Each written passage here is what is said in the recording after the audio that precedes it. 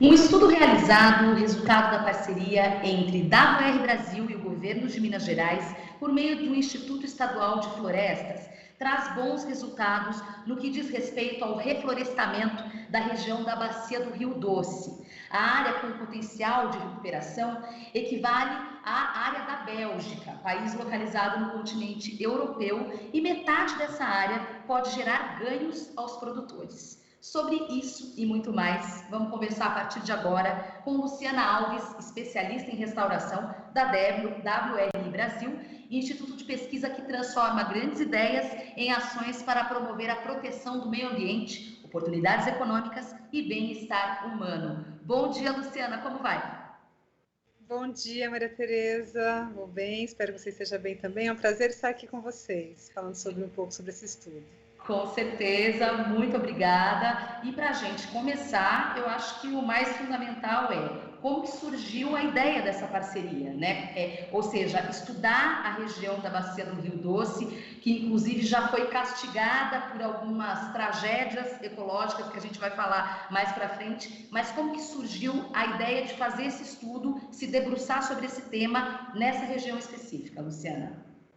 Maria Tereza, o WRI ele já vem trabalhando com a agenda da restauração há algum tempo, né? E quando teve o Acordo de Paris, foi criada uma metodologia, que chama Metodologia de Avaliação de Oportunidades de Restauração, justamente para apoiar os países a identificar as melhores oportunidades para cumprir com as metas acordadas, né, entre os países.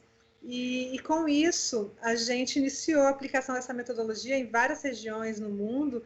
E no Brasil, isso em 2012, 2010, 2012 foi esse início.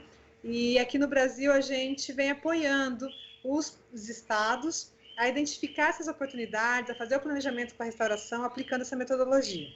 Em Minas Gerais, nós tivemos uma oportunidade de um financiamento do governo alemão, que financiam projetos nessa área, do Ministério do Meio Ambiente alemão, e nós então tinha essa oportunidade de pensar em alguns territórios para aplicar essa metodologia e apoiar os governos locais na implementação das suas estratégias para restauração.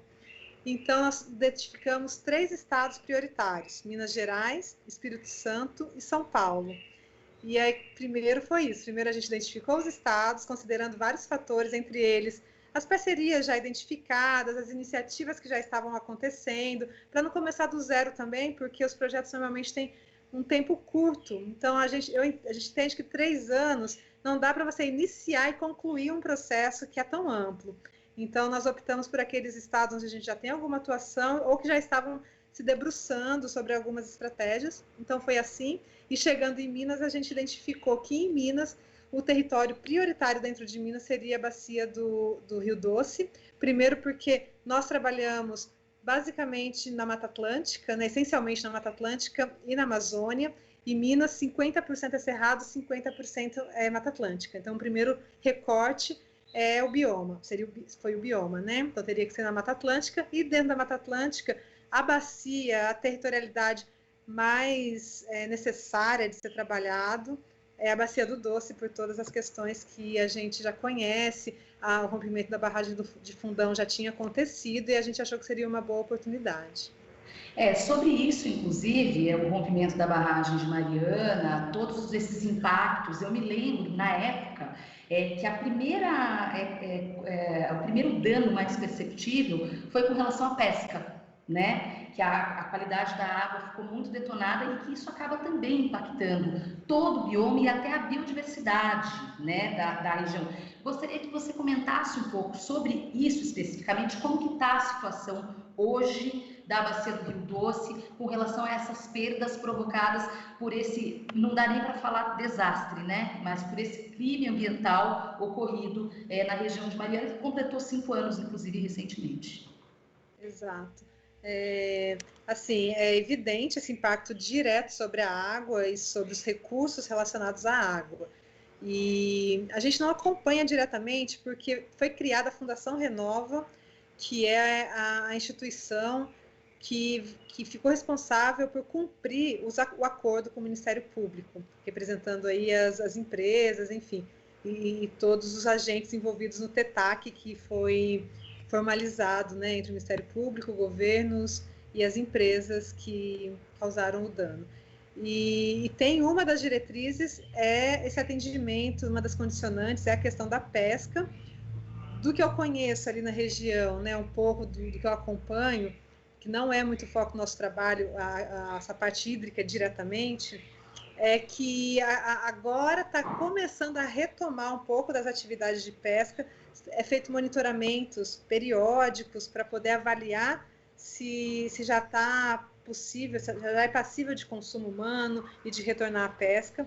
E as pessoas que usavam diretamente o curso d'água, o recurso hídrico para geração de renda através da pesca, comercialização, enfim, eles recebem ainda hoje um auxílio para compensar esse dano, né? São muitos danos, várias tentativas de minimizar, de relocar pessoas, de trazer outras formas de gerar renda, de ter outros retornos econômicos com outras atividades, inclusive aí trazendo um pouco o estudo, né?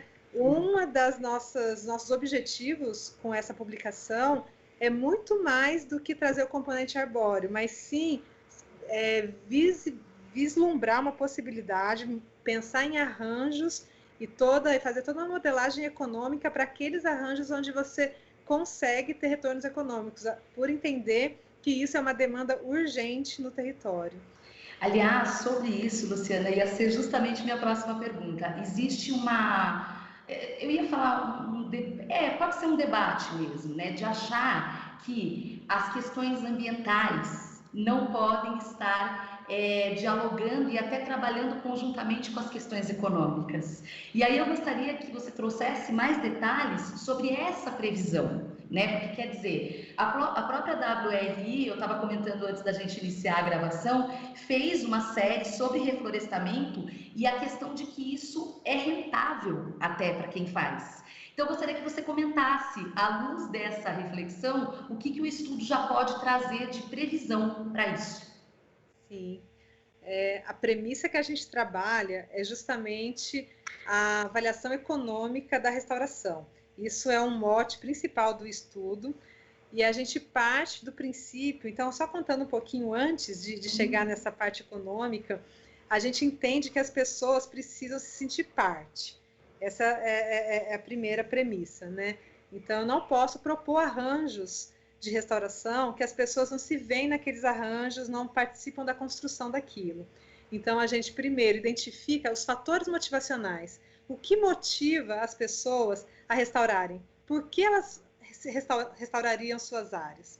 E aí, nesse processo, através de oficinas e vários eventos que a gente conduziu durante 2 anos do projeto, a gente identifica que as pessoas restauram por 3 motivações principais. Para a água, qualidade da água, então a água é o foco principal na região, mas também eles veem na restauração uma oportunidade de gerar renda e também de engajamento, que é super interessante. Eles entendem que com a restauração é uma oportunidade deles tomarem decisão, deles participarem de processos de construção de melhores arranjos, e junto com a geração de renda, pensar em mercados, construir esses mercados. Então, a gente achou isso um achado assim, super interessante, e a partir disso a gente começa as modelagens. Então, para responder isso, quais são os melhores métodos de restauração possível? E aí a gente traz também a restauração com fins ecológicos puramente, porque é necessário, existem exigências legais associadas, tem áreas que você tem que deixar, né, tá na lei e tem que cumprir isso, né, essas determinações, mas fora essas áreas, existe muita área degradada, muito pasto degradado.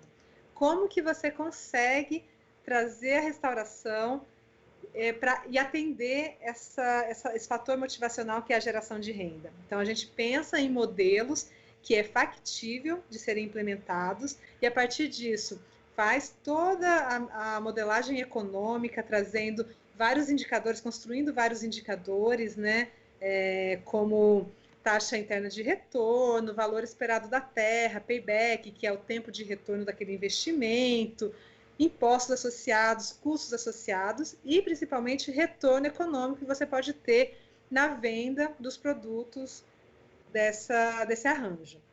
E, a partir disso, a gente consegue ter um painel de desempenho econômico para avaliar na tomada de decisão e consegue espacializar. Então, a gente finaliza todo esse processo espacializando. Onde na Bacia do Doce você pode fazer um sistema agroflorestal e ter retorno econômico, que em alguns lugares não vai ser possível.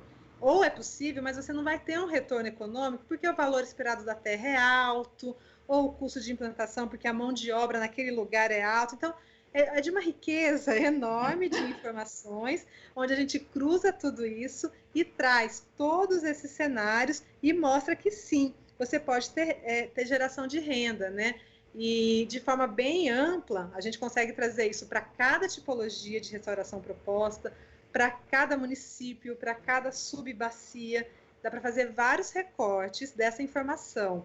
Mas, de forma global, o que a gente já traz assim, no estudo é que a gente consegue ter uma geração de renda, um acréscimo de renda, entre 800 milhões a 1,5 bilhão de reais com as tipologias de restauração propostas no estudo.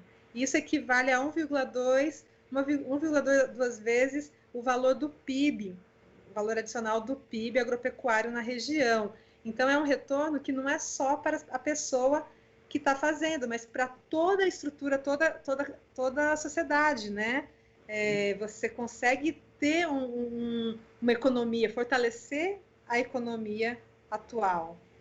Sim, sem dúvida. Nossa, porque aí é isso que eu disse, né? Mostra que, sim, preservação e crescimento econômico podem sim andar juntos, né? Não apenas podem, como devem, não é mesmo, Luciana? Exatamente, exatamente. E a gente infelizmente já está caminhando para o fim, e aí eu queria te perguntar o seguinte, sobre uma pergunta um pouco mais ampla, né? Sobre a forma com que o Brasil tem sido visto externamente com relação à preservação ambiental, né? A gente teve esse ano a questão das queimadas no Pantanal, na Amazônia, 2 importantes biomas, temos uma série de notícias que chegam no sentido de não preservar, de exploração, avanço em biomas que deveriam ser preservados, e no ano que vem inicia-se a década de restauração de ecossistemas da ONU, né? Até na divulgação do material de vocês diziam que é um reconhecimento muito importante da agenda no combate à crise climática global. De 0 a 10, como que o Brasil, qual que é a nota do Brasil nesse quesito, e está entrando na década de restauração como? De 0 a 10. Complicado, né? Uma pergunta complicada, Maria Tereza. Eu fico na saia justa aqui, porque tentando manter uma neutralidade, o que é difícil no governo atual. O Brasil, ele tem um compromisso de restauração de 12 milhões de hectares, acordado, né, nos acordos aí no Boom Challenge, Acordo de Paris, e todo o nosso trabalho é para tentar apoiar os governos locais para que isso aconteça. No nível federal, a gente não tem conseguido. Então, a gente está criando plataformas de monitoramento, trazendo outros atores para poder mensurar o que a gente está conseguindo fazer em termos de restauração, com um pouco de diálogo com o governo. Isso é um fato. É difícil dar uma nota, assim. Eu acho que eu, pessoalmente, acho que a gente está bem longe do ideal para cumprir essas metas e realmente trazer isso como prioridade, né, como uma agenda prioritária. A gente tem conseguido dialogar mais com a Secretaria de Agricultura, para você ter uma ideia, do que com o Meio Ambiente, o que é uma raridade, assim, isso nunca tinha acontecido. É um elemento até curioso, né? Mas, enfim, bom, se alguém estiver nos ouvindo e tiver interesse em saber mais detalhes do estudo, isso está disponível no site da WRI. Como que as pessoas podem encontrar o estudo completo e todos esses números, que são muitos, né? Você detalhou alguns, mas eu sei que tem muito mais. Como que os nossos ouvintes podem acessar esse estudo, Luciana? Tem muito mais, é um estudo interessante, numa linguagem fácil. Pode acessar no site do IEF, do Instituto Estadual de Florestas, que é o nosso parceiro, E também no site da WRI, nós temos 2 blogs onde a gente linka para o download. Ah, muito bom. E com isso, infelizmente, porque eu queria ficar conversando ainda com a Luciana, dou por encerrado aqui esse ótimo papo com Luciana Alves, especialista em restauração da WRI Brasil. Muito obrigada e até uma próxima oportunidade. Eu achei excelente, sempre que quiser pode me chamar, que eu adoro também esses assuntos e poder compartilhar o que a gente vem gerando de conhecimento. Muito bom. Obrigada. Até mais. Você está ouvindo Jornal Brasil Atual. As notícias que os outros não dão.